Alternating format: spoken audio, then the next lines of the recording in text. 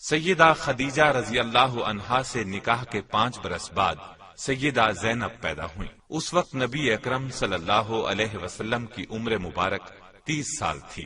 گویا جب اعلان نبوت ہوا سیدہ زینب رضی اللہ عنہا اس وقت 10 سال کی ہو چکی تھیں۔ یہ بھی اپنی والدہ کے ساتھ ہی ایمان لے آئیں۔ ان کا نکاح ابو العاص بن ربیع سے ہوا جو ان کی خالہ حالہ بنت خویلد کے صاحبزادے تھے۔ حالہ بنت خویلد اور سیدہ خدیجہ دونوں سگی بہنیں تھیں۔ سیدنا ابو العاص مسلمان ہونے سے قبل بھی صاحب تجارت اور مالدار تھے، نیز امانت دار بھی تھے۔ سیدہ خدیجہ نے رسول اللہ صلی اللہ علیہ وسلم سے گزارش کی کہ زینب کا نکاح ابو العاص سے کر دینا چاہیے۔ آپ نے یہ بات منظور فرمائی اور ابو العاص سے نکاح کر دیا۔ یہ نکاح اعلان نبوت سے پہلے ہوا۔ رسول اللہ صلی اللہ علیہ وسلم نے جب نبوت کا اعلان فرمایا تو کفار آپ سے دشمنی پر اتر آئے اور ہر معاملے میں آپ کے راستے میں رکاوٹیں کھڑی کیں۔ دشمنی کا ایک طریقہ انہوں نے یہ اپنایا کہ ابو العاص سے زور دے کر کہا کہ زینب کو طلاق دے دیں۔ قبیلہ قریش میں سے جس عورت سے آپ چاہیں گے ہم آپ کی شادی کر دیں گے۔ اس پر ابو العاص نے جواب دیا، میں زینب کو طلاق نہیں دوں گا، میں ان کے بدلے میں قریش کی کسی بھی عورت کو پسند نہیں کرتا۔ قریش نے اس رشتے کو ختم کرانے کے لیے بہت زور لگایا۔ ابو العاص انکار ہی کرتے رہے، اگرچہ وہ مسلمان نہیں ہوئے تھے، پھر بھی انہوں نے قریش کا یہ مطالبہ ماننے سے صاف انکار کر دیا۔ اس بنا پر نبی اکرم صلی اللہ علیہ وسلم نے ان کی اس ثابت قدمی پر تعریف فرمائی اور ان کے کردار کی پختگی کو پسند فرمایا۔ غزوہ بدر میں جب مسلمانوں کو فتح نصیب ہوئی اور اس لڑائی میں شکست کھانے والے بہت سے کافروں کو قید کر لیا گیا تو قیدیوں کو مدینے لایا گیا۔ قیدیوں سے معاوضہ لے کر انہیں رہا کرنے کا فیصلہ کیا گیا۔ اس لڑائی میں ابو العاص بھی قید ہو کر آئے ہوئے تھے۔ انہیں عبداللہ بن نعمان انصاری رضی اللہ عنہ نے قید کیا تھا۔ عباس بن عبد المطلب بھی قیدیوں میں شامل تھے۔ یہ رسول اللہ صلی اللہ علیہ وسلم کے چچا تھے۔ اگرچہ انہوں نے لڑائی میں حصہ نہیں لیا تھا لیکن یہ مشرکین کے لشکر کے ساتھ آئے تھے، اس لیے ان کا شمار مخالفین میں ہوتا تھا۔ اہل مکہ نے اپنے قیدیوں کو چھڑانے کے لیے معاوضے روانہ کیے۔ اس سلسلے میں ابو العاص کی رہائی کے لیے سیدہ زینب رضی اللہ عنہا نے اپنا ہار ان کے فدیے میں بھیجا۔ جب یہ معاوضے اور فدیے نبی صلی اللہ علیہ وسلم کی خدمت میں پیش ہوئے تو آپ کو ان میں وہ ہار بھی نظر آیا۔ آپ پر غم کی حالت طاری ہو گئی، دل بھر آیا اور آنکھوں میں آنسو آ گئے۔ سیدہ خدیجہ رضی اللہ عنہا کا دور آنکھوں کے سامنے گھوم گیا۔ مجلس میں موجود تمام لوگوں نے نبی صلی اللہ علیہ وسلم کی اس کیفیت کو صاف محسوس کر لیا۔ آپ نے ارشاد فرمایا، تم پسند کرو تو ابو العاص کو رہا کر دو اور زینب کا ہار واپس بھیج دو۔ صحابہ کرام نے فوراً عرض کی، ہمیں کوئی اعتراض نہیں۔ اس پر آپ نے ابو العاص سے فرمایا، جب آپ مکے پہنچیں تو زینب کو ہماری طرف بھیج دیں۔ ابو العاص نے یہ وعدہ کر لیا۔ اس طرح انہیں بلا معاوضہ رہا کر دیا گیا۔ سیدہ خدیجہ رضی اللہ عنہا کا ہار بھی واپس بھیج دیا گیا۔ ابو العاص نے اپنا وعدہ پورا کیا، اپنے بھائی کے ساتھ زینب رضی اللہ عنہا کو مدینے روانہ کیا۔ اس طرح سیدہ زینب نبی صلی اللہ علیہ وسلم تک پہنچ گئیں۔ راستے میں حبار بن اسود نے روکنے کی کوشش بھی کی تھی، جو ابھی مسلمان نہیں ہوئے تھے، لیکن کنانہ آڑے آیا، پھر بھی زخمی ہوئی۔ اس طرح ہجرت کے دوران میں ان کو سخت حالات کا سامنا کرنا پڑا۔ ایسا سلوک ان کے مسلمان ہونے کی بنا پر کیا گیا۔ گویا یہ تکالیف انہوں نے اللہ کے راستے میں اٹھائیں۔ سیدہ زینب جب نبی صلی اللہ علیہ وسلم کی خدمت میں پہنچی اور اپنے مصائب کی تفصیل سنائی تو آپ نے ارشاد فرمایا، میری بیٹیوں میں زینب سب سے افضل ہے، اسے میری وجہ سے مصیبت میں مبتلا ہونا پڑا اور اذیت میں مبتلا کیا گیا۔ حبار بن اسود جنہوں نے سیدہ زینب رضی اللہ عنہا کو تکلیف پہنچائی تھی، وہ فتح مکہ کے بعد مسلمان ہو گئے تھے اور نبی کریم صلی اللہ علیہ وسلم نے ان کا یہ جرم معاف فرما دیا تھا۔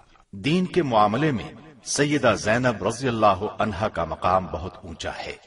ان کے اس بلند مقام کی خبر بھی خود رسول اللہ صلی اللہ علیہ وسلم نے دی ہے۔ نبی صلی اللہ علیہ وسلم کا یہ فرمان کہ زینب کا مقام بہت اونچا ہے ایک بہت بڑی خوشخبری تھی۔ ان کے خامن ابو العاص جب تک مکے میں رہے اسلام نہیں لائے۔ انہیں 6 ہجری میں ایک تجارتی قافلے کے ساتھ شام کی طرف سفر کرنے کا اتفاق ہوا۔ اس قافلے کو مسلمانوں نے گرفتار کر لیا۔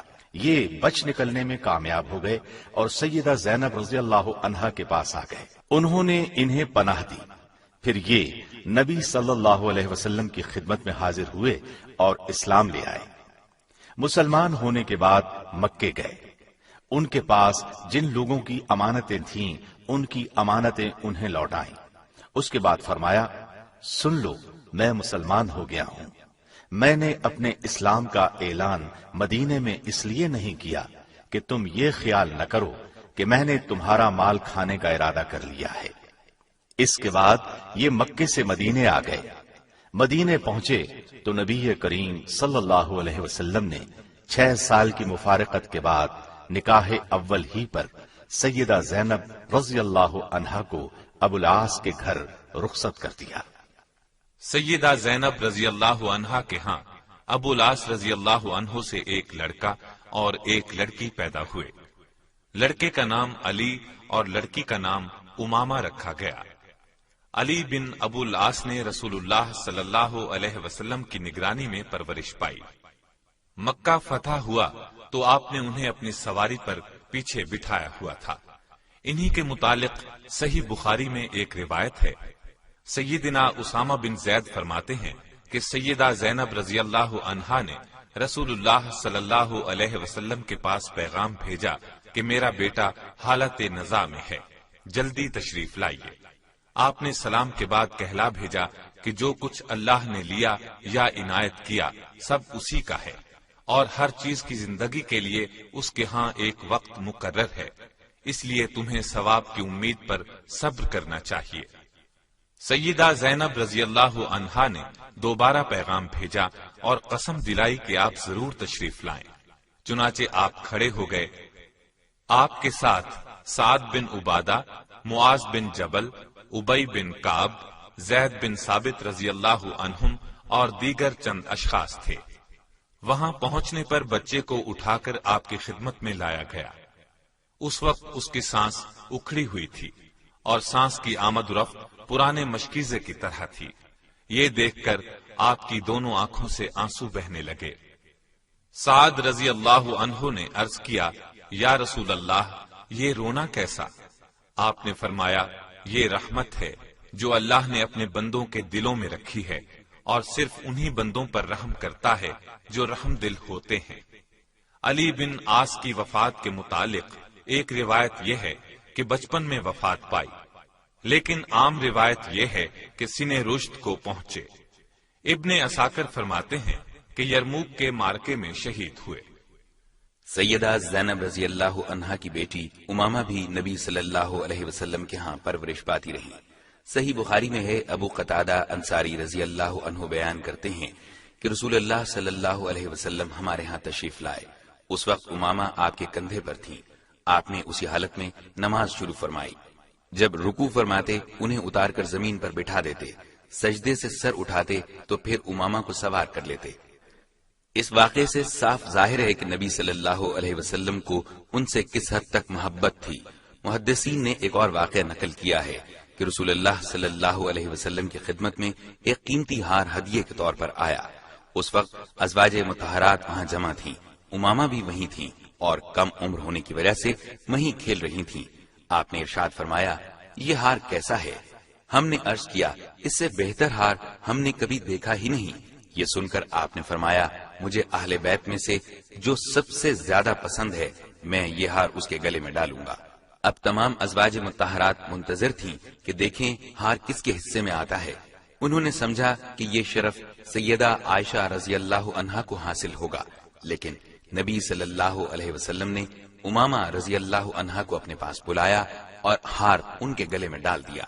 ظاہر ہے آپ کو امامہ سے محبت سیدہ زینب رضی اللہ عنہا کی وجہ سے ہی تھی۔ انہی امامہ سے 12 ہجری میں سیدنا علی رضی اللہ عنہ نے نکاح کیا، کیونکہ سیدہ فاطمہ وفات پا چکی تھی۔ سیدنا علی رضی اللہ عنہ کوفے میں شہید کر دیے گئے تو امامہ کا دوسرا نکاح مغیرہ بن نوفل سے ہوا۔ انہی کے نکاح میں یہ فوت ہوئی۔ سیدنا ابو العاص رضی اللہ عنہ نے سیدہ زینب کے ساتھ نہایت شریفانہ برتاؤ کیا، اور نبی کریم صلی اللہ علیہ وسلم نے ان کے شریفانہ تعلقات کی تعریف کی۔ دوبارہ رخصتی کے بعد سیدہ زینب تھوڑا عرصہ زندہ رہیں۔ 6 یا 7 ہجری میں سیدنا ابو العاص اسلام لائے تھے، اور سیدہ زینب نے 8 ہجری میں مدینہ منورہ میں انتقال کیا۔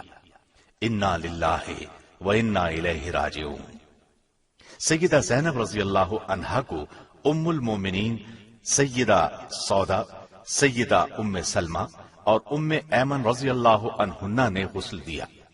غسل کے بعد رسول اللہ صلی اللہ علیہ وسلم کو اطلاع دی گئی تو آپ نے اپنا تہبند کفن میں شامل کرنے کے لیے مرحمت فرمایا۔ نماز جنازہ خود نبی کریم صلی اللہ علیہ وسلم نے پڑھائی۔ یہ ایک عظیم شرف ہے جو امت کے خاص افراد ہی کو حاصل ہوا ہے۔ ان کا جنازہ مسلمان عورتوں نے بھی پڑھا۔ سیدہ فاطمہ بھی اپنی بڑی بہن کے جنازے میں شریک ہوئیں۔ سیدہ زینب کو قبر میں خود نبی کریم صلی اللہ علیہ وسلم اور ان کے خاوند ابو العاص نے اتارا۔ سیدہ زینب رضی اللہ عنہا کو چونکہ ہجرت کے وقت زخم آیا تھا اور اسی زخم سے ان کی موت واقع ہوئی تھی، اس لیے حافظ ابن کثیر نے البدایہ والنہایہ میں انہیں شہیدہ زینب لکھا ہے، یعنی سیدہ زینب اللہ کے راستے میں شہید ہونے والی خاتون ہیں۔ سیدہ زینب کے خاوند ابو العاص نے 12 ہجری میں ذوالحجہ کے مہینے میں انتقال کیا۔ یہ تذکرہ تھا سیدہ زینب رضی اللہ عنہا کا۔